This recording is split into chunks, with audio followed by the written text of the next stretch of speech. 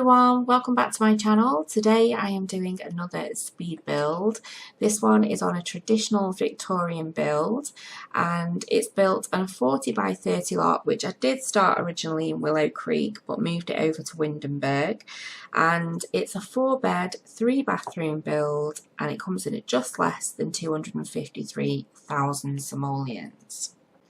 Now, I was having a little look through my channel the other week and I was thinking about some different styles that I've maybe not done in a while, and believe it or not, the last time I did a Victorian style build, and the only time I did it, was a collaboration with Sim Architecture. Now I remember saying at the time that specifically Victorian builds, which is true, is one of my favourite styles of building. So how I've only done one on my channel at this point is just shocking.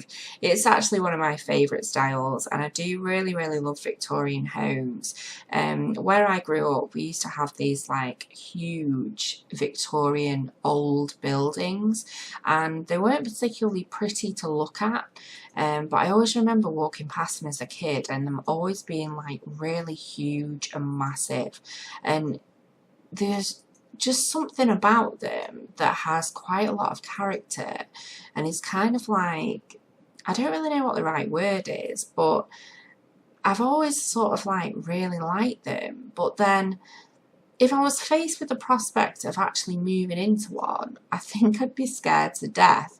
And I think I have actually said this before, that actually moving into a Victorian home would be quite scary because I think quite a lot of them have got basements, and I'm not being funny, but there is no way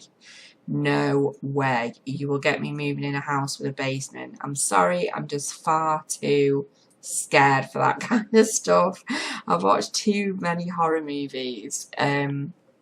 I did actually used to live in a house with a basement, but it was years and years ago, and I was like, I think I was about 7 years old at the time, and I just never went in it because A, it had loads of spiders in there, and B, the only thing that was in there really was like my dad's gym equipment, so I never went down there. But no, I've just watched too many horror films and I couldn't live in one. Not only that, they always remind me of, I bet they're like really cold and damp and I don't know what it is about these style of buildings. I really love them, but every association I have with them is just not very positive. I don't know. What do you think? What do you think of Victorian builds? But anyway, I decided to do a bit of a different Victorian build, and what I mean by that is that over in the UK quite a lot of Victorian builds tend to be semi-detached, so sort of 3-storey massive semi-detached builds, whereas this one that I've built is based in America, so it's kind of like the American style you know, Victorian build, which are kind of like standalone detached massive houses. And it's quite a complex build really. There's a lot going on with these Victoria builds on the exterior, so what I've actually done this time is I do tend to cut out a little bit of the building process, but just because of how intricate it was in the design. I mean, this build is literally all house, there's not a lot of land to this build either, so I wanted to include it all because it was quite a fiddly build to get right in the end, and I did kind of chop and change stuff quite a lot as I went round, so I thought it would be quite good for you to see, you know, how I got the final look with it, because sometimes these builds look like they're easily put together and, you know, they're not always that easy, especially builds like this when you're trying to recreate a specific look. It can just take a lot of trial and error. But yeah, there was a lot of roofing going on and a lot of different shapes, and obviously we've got the balcony down at the bottom as well, like the veranda type thing. So yeah, I decided to include all the footage so you could just see how I kind of like got to the final look. So as I say, the last Victorian style build that I actually built was the collaboration with Sim Architecture, and I actually did the exterior of that build. And at the time I remember thinking that I wanted to keep it quite kind of like give it a vampire type theme and keep it sort of a little bit spooky and dark and damp, and I used lots of sort of dark emerald green colours. And I know that when Antoine went to go and do the interior, he kept it exactly the same. So there was lots of dark woods, dark reds. It was very, very good home for a vampire. It was brilliant. I actually completely and utterly loved that build. I was so happy with it in the end. But this time, coming to do this more traditional, big American style Victorian home, I wanted to keep it a little bit more summery looking, so a bit brighter. So I kept with the kind of like yellowy tones and also the whites for the pillars and the stairs and the fencing, etc., because I wanted to keep it nice and bright and for it to be a nice happy home. I don't want to associate vampires unless they're happy vampires with this build. I just wanted it to be a nice big family home. But obviously with it being a Victorian style build, I did have to keep the interior kind of traditional. Now I know I mentioned in the last video that traditional interior isn't really my thing, only when I'm playing the game. I'm not really into the kind of oldie worldy look when I'm playing. For me personally, I'm not really into the modern look either. I kind of like the whole parenthood look, you know, just a nice cozy family home. That's kind of my perfect style of interior.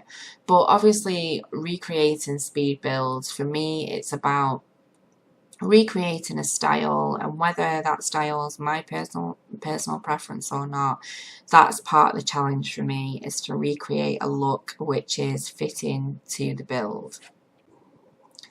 Now I honestly thought this build was going to be a nightmare because I normally have a million roofing issues with my builds.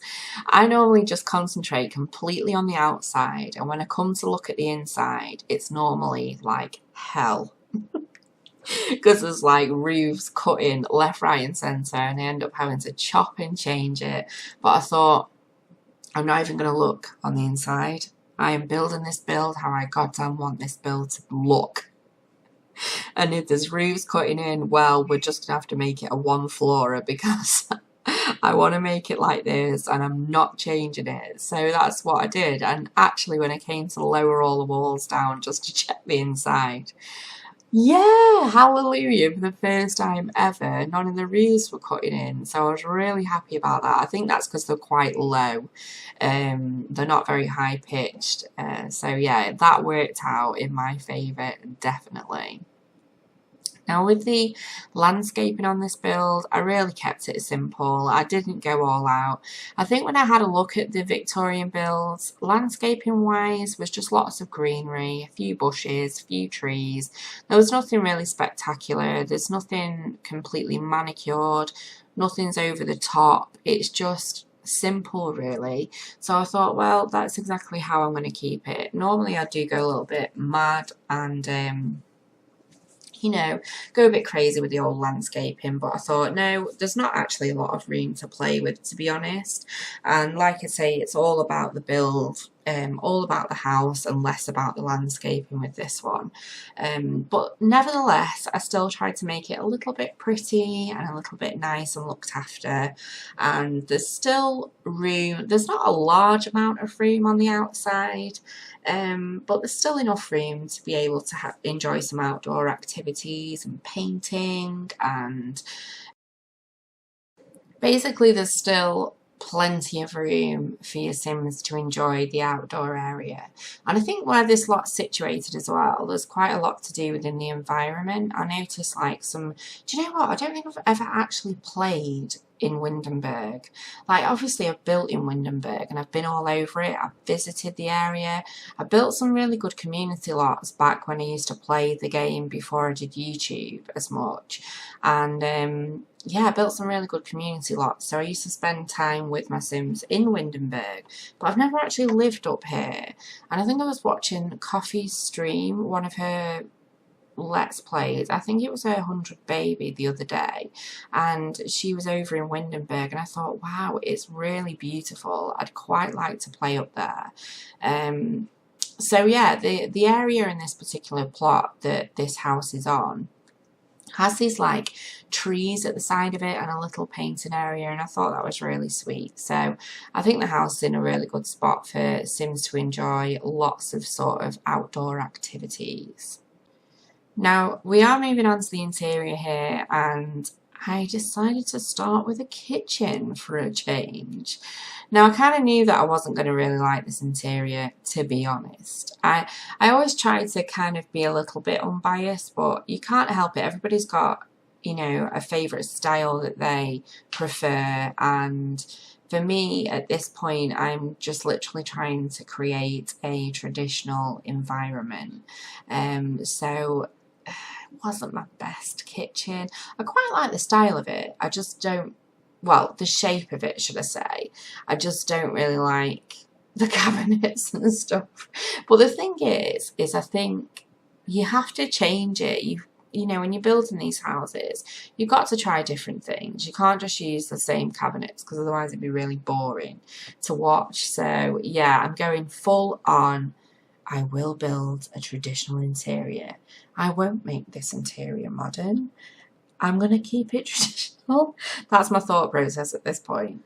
So yeah, I did this kitchen, and it was alright in the end. I quite like it. There is a separate dining area. I decided to keep that separate because I do think in kind of larger Victorian homes they had a separate dining area where you would sit and eat, because back then in those times they had like servants and things like that in the kitchen, so it wasn't really an area that you would eat in. It was an area that you were there to work in, to obviously make meals. I must admit though, as I went through this build, and I used lots of browns and lots of earthy type tones, I did go back in at the end and sort of change a few of the wallpapers and a few of the tones of some bits and bobs, because I just felt like it was a little bit too dark. And with the exterior I wanted to keep it quite nice and bright, and I really wanted to follow that through a little bit more on the interior. But there is still lots of like modern items as well. But yeah, so this is like the main living area. Now I did create a separate reception area, which I think I'm coming to after this little dining room. But one of my nanas used to live in a Victorian style small semi-detached home, and in that home it had 2 reception rooms, which it seems quite bizarre really, and she made it into like 2 living areas. So I recreated that kind of style with this house and had 2 different areas, and I thought it might be nice to actually have an area for the children. You know, if you moved a family in here, it'd be a good family room where kids could play. That's why I added in the little castle just there in the corner, and then there would be like a separate adults dining area as well. But again with this build, I didn't actually, just due to its style, add too much kiddie stuff in. There's no kiddie rooms upstairs. I think there are 3 double bedrooms and there's 1 twin room, and again, you know, you're going to personalise it if you download it off the gallery, so you may as well, you know, I may as well just leave it as it is, and then you can change it up as and how you like. Just to let you know as well, this is available to download on the gallery under Origin ID or Gamertag, Simkin Build, all one word. It's in the description box below anyway, and yeah, so if you're interested you can go and download it.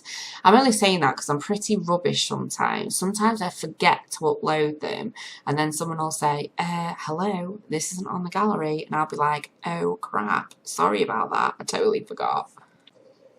But yes, thank you for all my new subscribers as well. It's really good to have so many more people on board. It's amazing. And thank you as well for all the lovely comments. I always aim to comment back, you know, even if it takes a day or so. I do always aim to reply to absolutely everybody, and it's been so nice to have so many lovely messages as well. I really, really appreciate it. No matter what the message is, whether it's a lovely message, whether it's a request, whether it's just anything, I really appreciate you taking the time out of your day to watch my videos and obviously then reply. You know, I really, really appreciate that, so thank you very much. But in all honesty, I hope your week is going a damn sight better than mine. I am just like in baby hell.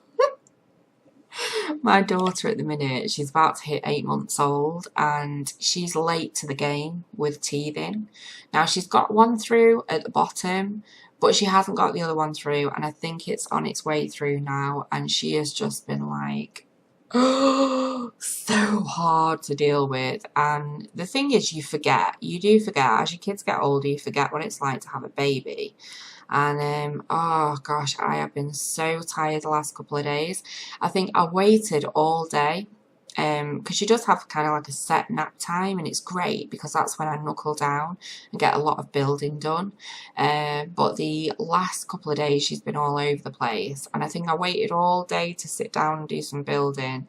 Finally got her in bed, got the kids in bed, everything was done. I sat down at the computer and started to fall asleep. I was like, oh. So I ended up going to bed at about 8:30 at night and sleeping all the way through, apart from getting up twice with her in the night. I was so tired, it was unbelievable. But I'm making a recovery, I'm getting there. Managed to do this speed build, which is nothing short of a miracle. So yeah, apologies if I've been a little bit quiet on the Twitter front, because normally I'm chatting away, but yeah, I've been pretty tired the last few days. But anyway, if you enjoyed this video, please feel free to give me a like and share amongst your friends. It's been great for you to watch if you've got this far.